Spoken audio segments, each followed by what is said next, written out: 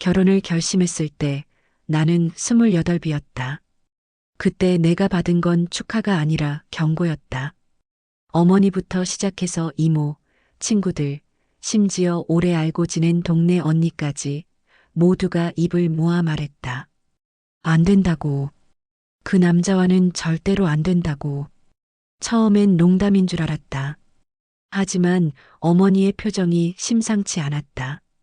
어머니는 내 사주와 남편의 사주를 들고 동네 유명한 역술가를 찾아갔고 돌아와서는 식탁에 앉아 한참을 말이 없었다. 그리고 마침내 입을 열었을 때 그 목소리는 떨리고 있었다. 사주가 완전히 안 맞대. 너랑 그 남자. 안 맞다고 어떻게 안 맞는 거예요? 너 남편을 극하는 사주래. 같이 살면 그의 기운이 꺾이고 건강도 재물도 다 무너진대. 나는 그 말을 듣고 멍하니 자리에서 움직이지 못했다. 머릿속이 하얗게 비어버린 느낌이었다. 어머니가 내 손을 꼭 잡으며 낮게 속삭였다. 제발 다시 생각해. 인생은 길어. 후회는 평생 남는 거야. 그 순간 나는 며칠 밤을 뒤척이며 고민한 지난 날들이 떠올랐다. 정말 이 사랑을 놓쳐야 하는 걸까? 내 선택이 남편을 불행하게 만드는 걸까? 나는 그 말을 듣고 밤새 잠을 이루지 못했다. 사실 나는 사주를 그다지 믿는 편이 아니었다. 아니, 정확히 말하면 믿고 싶지 않았다. 내 인생이 태어난 시간과 날짜로 이미 정해져 있다는 생각이 너무 답답했기 때문이다. 하지만 주변 사람들의 반응은 점점 더 확고해졌다. 이모는 아는 점집을 하나 더 소개해 주었고, 친구는 자기 언니가 비슷한 경우로 결혼했다가 얼마나 고생했는지 1시간 넘게 이야기했다.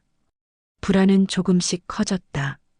밤마다 남편과 통화를 하면서도 나는 자꾸 그 말들이 머릿속을 맴돌았다. 정말로 우리가 함께 살면 서로가 불행해지는 걸까? 운명은 어쩔 수 없는 걸까? 결국 나는 스스로 확인하기로 했다. 어머니가 다녀온 곳 말고 내가 직접 찾아볼 곳이 필요했다. 혹시 모르니까. 혹시 다른 해석이 있을지도 모르니까. 나는 인터넷을 뒤지고 지인들에게 물어 여러 곳을 방문했다. 강남의 한 유명한 철학관, 인사동의 작은 점집, 심지어 절에 있는 스님께도 찾아갔다. 그러나 돌아오는 대답은 비슷했다. 사주가 좋지 않다. 남자 쪽이 약해진다. 결혼은 신중하게 생각해야 한다. 어떤 곳에서는 아예 손사래를 치며 말했다. 절대로 하지 말라고. 후회하게 될 거라고. 나는 점점 더 혼란스러워졌다. 사랑하는 사람과 결혼하고 싶은데 왜 이렇게 많은 사람들이 반대하는 걸까? 그들이 모두 틀렸을 리 없지 않을까? 혹시 내가 고집을 부리는 건 아닐까? 그런 생각들이 밤마다 나를 짓눌렀다. 그러던 어느 날 친구가 조심스럽게 한 곳을 더 추천했다. 서울 외곽의 조용한 동네에 있는 할머니 한 분이 운영하는 작은 상담소였다. 친구는 그곳이 마지막이라고 생각하고 가보라고 했다. 그 할머니는 다른 곳들과 달리 좀 더 현실적인 조언을 해주신다고 했다. 나는 마지막이라는 생각으로 그곳을 찾아갔다. 낡은 건물 2층, 좁은 계단을 올라가니 작은 방 하나가 나왔다. 할머니는 생각보다 온화한 얼굴이었다. 내 사주와 남편의 사주를 펼쳐놓고 한참을 들여다보시더니 천천히 고개를 끄덕였다. 할머니는 말했다. 결혼은 해도 된다고. 다만 조건이 있다고. 주말은 피하고 평일 낮에 식을 올려야 한다고. 그래야 애군이 비껴간다고. 토요일이나 일요일은 기운이 너무 강해서 충돌이 일어나지만 평일 오전은 부드러운 기운이 흐르기 때문에 괜찮다고 했다. 나는 그 순간 마치 물속에서 겨우 숨을 쉬는 것 같은 안도감을 느꼈다. 결혼할 수 있다는 말. 그것만으로 충분했다. 나는 할머니께 거듭 감사 인사를 하고 집으로 돌아와 남편에게 전화를 걸었다. 평일 낮에 식을 올리자고, 그러면 괜찮다고, 모든 게 잘 될 거라고. 남편은 처음엔 의아해했다. 평일 낮이라니 하객들이 오기 힘들지 않겠냐고. 하지만 내가 간절하게 부탁하자 결국 고개를 끄덕였다. 알았다고, 내가 원한다면 그렇게 하자고. 우리는 수요일 오전 11시에 결혼식을 올렸다. 작은 예식장이었고 하객도 많지 않았다. 대부분 가까운 가족들과 평일에 시간을 낼 수 있는 몇몇 친구들 뿐이었다. 하지만 나는 상관없었다. 중요한 건 날짜와 시간이었으니까. 점쟁이 할머니가 말한 대로 했으니까. 이제 모든 게 괜찮을 거라고 믿었으니까. 식장을 나서며 나는 속으로 되뇌었다. 이제 걱정 끝이야. 애구는 비껴갔어.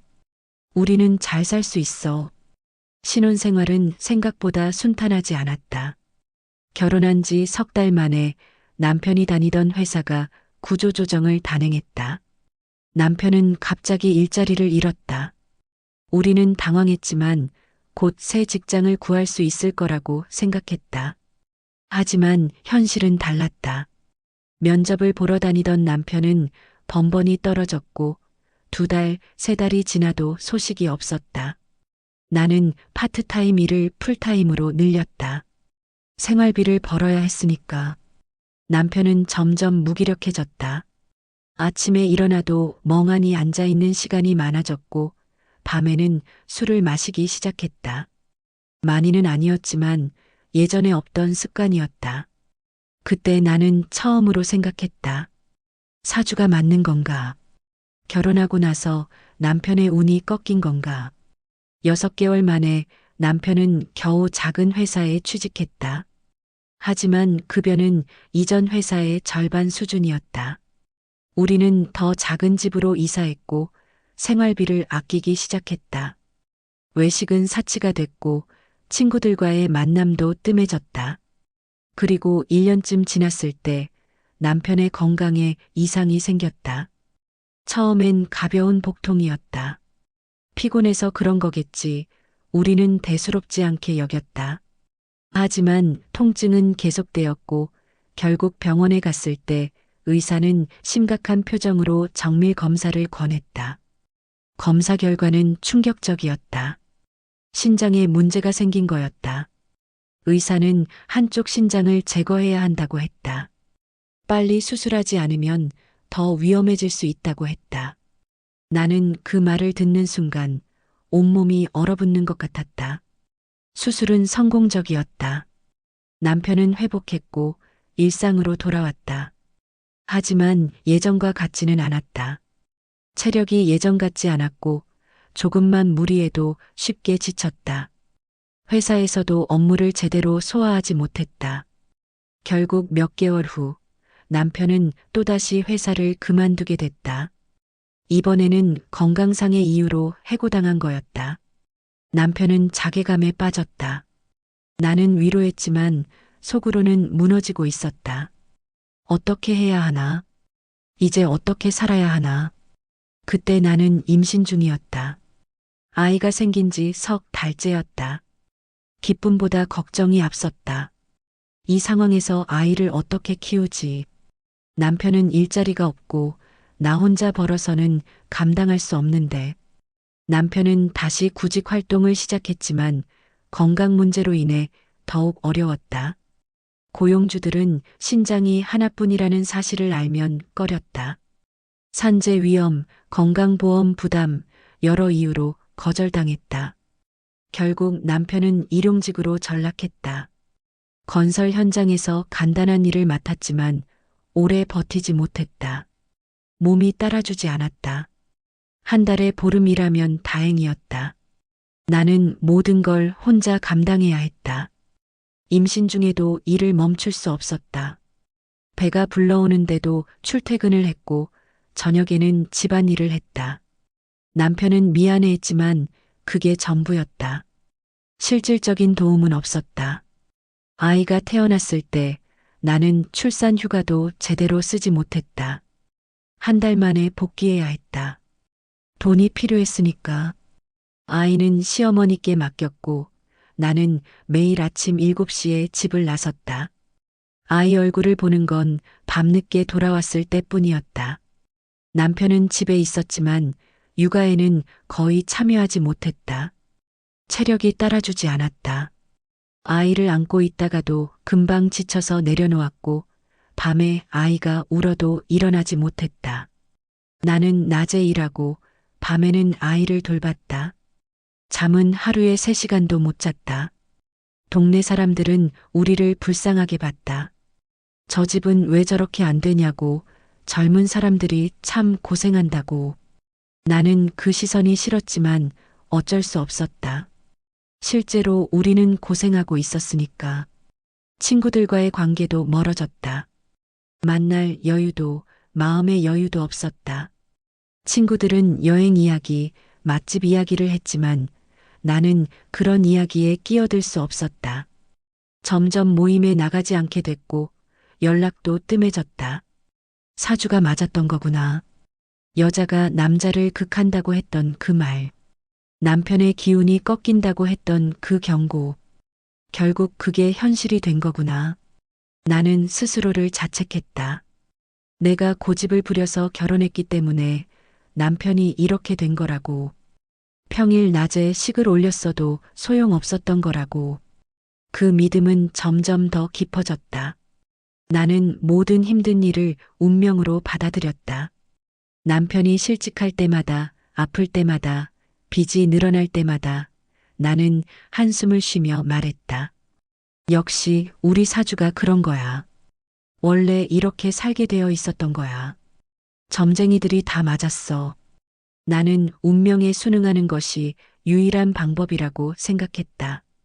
저항해봤자 소용없다고 정해진 대로 흘러가는 거라고 믿었다. 그리고 나는 기회를 놓치기 시작했다. 아이가 5살이 되었을 때 친구가 연락을 했다. 오랜만이었다. 친구는 부동산 투자 이야기를 꺼냈다.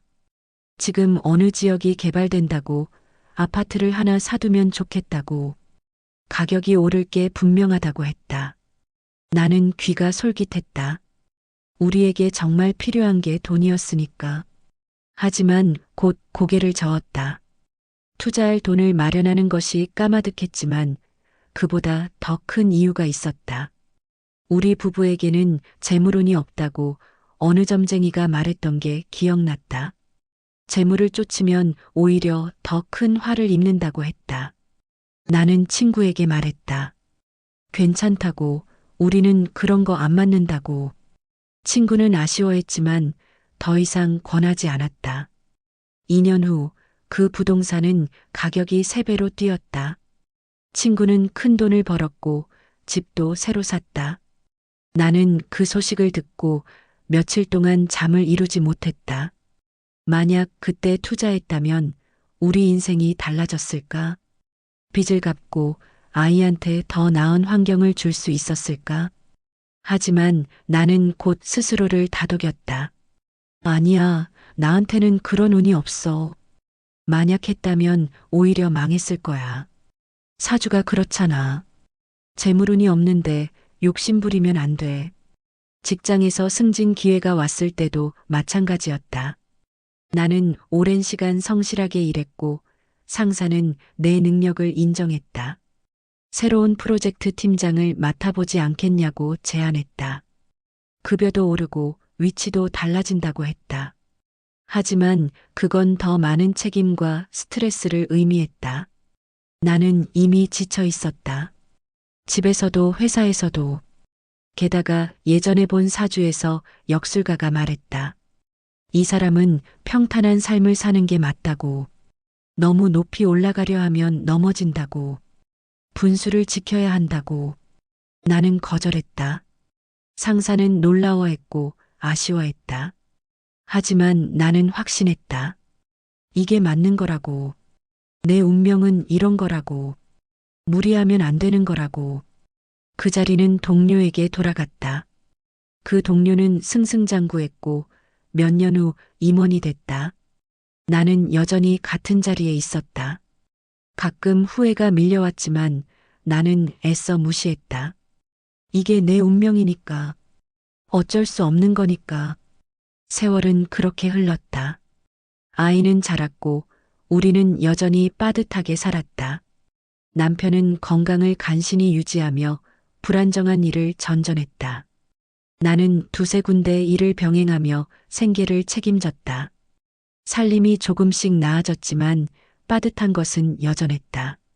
아이가 대학생이 되었을 때 고민이 많았다. 다른 아이들은 대학 생활을 누리며 즐기고 사는데 우리 아이는 아르바이트를 3개나 하며 생활비를 벌어야 했다. 나는 미안했다. 내가 더 잘했다면, 내가 더 나은 선택을 했다면 아이한테 이렇게까지 미안하지 않았을 텐데. 남편과 나는 자주 다퉜다. 돈 문제로, 아이 문제로, 사소한 일로. 우리는 서로 지쳐 있었고 여유가 없었다. 사랑은 어디로 갔는지 모를 일이었다. 이혼을 생각한 적도 있었다. 하지만 그럴 여유조차 없었다. 이혼하면 상황이 더 나빠질 게 뻔했으니까. 나는 가끔 거울을 봤다. 30을 넘기고 40이 되고 거울 속의 내 얼굴은 점점 지쳐갔다. 주름이 늘고 머리카락에 흰머리가 섞였다. 웃는 법을 잊어버린 것 같았다. 주변 사람들은 여전히 말했다. 저 집은 참 안 되더라. 뭘 해도 안 풀리더라. 사주가 안 맞나 봐. 나는 그 말을 듣고 고개를 끄덕였다. 맞아, 사주가 안 맞았어. 처음부터 결혼하면 안 됐던 거야. 그렇게 나는 30년 가까이를 살았다. 불행을 운명으로 받아들이며 기회를 포기하며 스스로를 가두며. 하지만 가끔씩, 아주 가끔씩 의문이 들 때가 있었다. 정말 이게 운명 때문일까? 내가 선택할 수 있었던 다른 길은 없었을까? 그런 생각이 들 때마다 나는 재빨리 그 의문을 지웠다. 생각해봤자 소용없다고. 이미 정해진 걸 어떻게 바꾸겠냐고. 그러던 어느 주말 시댁에 놀러 갔을 때였다. 시어머니는 늘 따뜻하게 우리를 맞아주셨다. 그날도 식탁에 앉아 이런저런 이야기를 나누고 있었다. 손자 이야기, 동네 이야기, 그리고 문득 시어머니가 옛날 이야기를 꺼냈다. 시어머니는 말했다. 민우, 그러니까 내 남편을 낳을 때 얼마나 힘들었는지. 저녁부터 진통이 시작됐는데 밤새도록 이어졌다고. 그러다 아침이 되어서야 아이가 세상에 나왔다고. 나는 그 말을 듣는 순간 손에 들고 있던 찻잔을 테이블에 내려놓았다. 심장이 빠르게 뛰기 시작했다. 아침이라고? 나는 조심스럽게 물었다. 그러니까 밤이 아니라 아침에 나으신 거예요? 해가 뜬 다음에? 시어머니가 고개를 천천히 끄덕였다. 응, 아침 9시쯤이었어. 새벽 내내 진통을 하다가 햇살이 병실로 들어올 때야 겨우 세상에 나왔지. 얼마나 다행이었는지 몰라.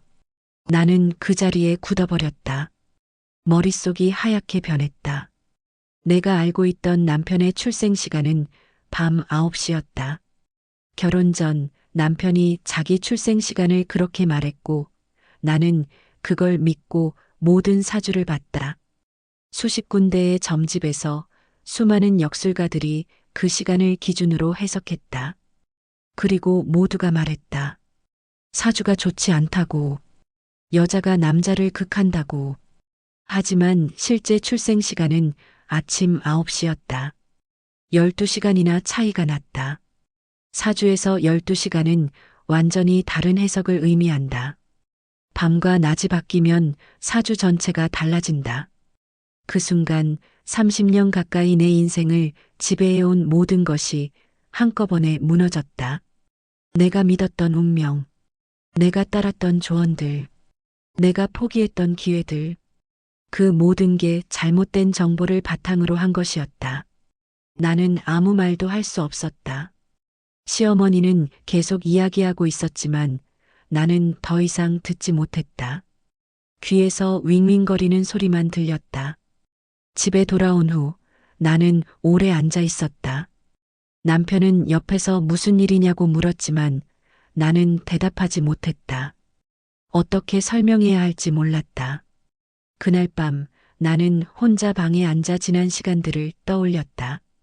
결혼 전 불안했던 날들, 수십 군데를 찾아다니며 답을 구하던 날들, 평일 낮에 식을 올리며 안도하던 그 순간, 남편이 아프고 나서 모든 걸 운명 탓으로 돌리던 밤들, 기회를 포기하며 내 사주엔 그런 게 없다고 스스로를 설득하던 순간들, 그 모든 게 허상이었다. 애초에 잘못된 전제에서 시작된 이야기였다. 나는 억울하지 않았다. 아니, 억울하다기보다는 허망했다. 30년을 살면서 내가 믿었던 확신이 단 하나의 오해에서 비롯된 것이었다는 사실이, 그리고 그 오해를 바로잡을 기회는 얼마든지 있었는데 나는 한 번도 의심하지 않았다는 사실이. 다음 날 나는 인터넷으로 사주 계산기를 찾았다. 남편의 정확한 출생 시간을 입력했다. 1969년 5월 12일 오전 9시. 그리고 내 사주와 대조해 봤다. 결과는 놀라웠다. 궁합이 나쁘지 않았다. 아니, 오히려 매우 좋았다. 서로 보완하는 기운이 있고 재물운은 이보다 더 좋을 수 없다고 나왔다. 남편을 극한다는 말은 어디에도 없었다. 나는 화면을 멍하니 바라봤다. 그리고 웃음이 나왔다. 쓴 웃음이었지만 어쩌면 해방감 같은 것도 섞여 있었다. 그 후로 며칠 동안 나는 많은 생각을 했다. 사주가 틀렸다고 화를 낼 수도 있었다. 잘못 알려준 남편을 원망할 수도 있었다. 하지만 결국 깨달은 건 문제는 사주 자체가 아니었다는 것이다. 문제는 내가 사주를 절대적인 법칙으로 믿었다는 것이었다. 한 번 들은 말을, 한 번 본 결과를 의심 없이 받아들였다는 것이었다. 그리고 그 믿음 안에서 내 인생의 모든 선택을 가두었다는 것이었다. 남편이 아팠을 때 나는 사주 탓을 했다. 하지만 생각해보면 남편의 병은 생활 습관과 유전적 요인 때문이었다. 의사도 그렇게 말했다. 나와는 아무 상관이 없었다. 하지만 나는 스스로에게 죄책감을 부여했다. 내 탓이라고, 내가 그를 극해서 그렇게 된 거라고. 부동산 투자를 거절했을 때 나는 재물운이 없다는 말을 믿었다. 하지만 사실 그건 단지 내가 위험을 감수하기 싫었던 것일 수도 있다. 투자에 대한 지식이 없어서 혹은 실패가 두려워서 거절한 것일 수도 있다. 하지만 나는 운명이라는 핑계로 나 자신을 숨겼다. 승진 기회를 포기했을 때도 마찬가지였다. 평탄한 삶을 살아야 한다는 말을 믿었지만 어쩌면 나는 그저 편안한 게 좋았던 것일 수도 있다. 더 큰 책임을 지기 싫었던 것일 수도 있다. 하지만 나는 그것조차 운명의 문제로 돌렸다. 나는 깨달았다. 운명이란 건 믿는 순간부터 만들어진다는 것을. 내가 운명이라고 믿은 순간 내 모든 선택은 그 틀 안에 갇혀버렸다. 나는 스스로 벽을 세우고 그 안에서만 살았다.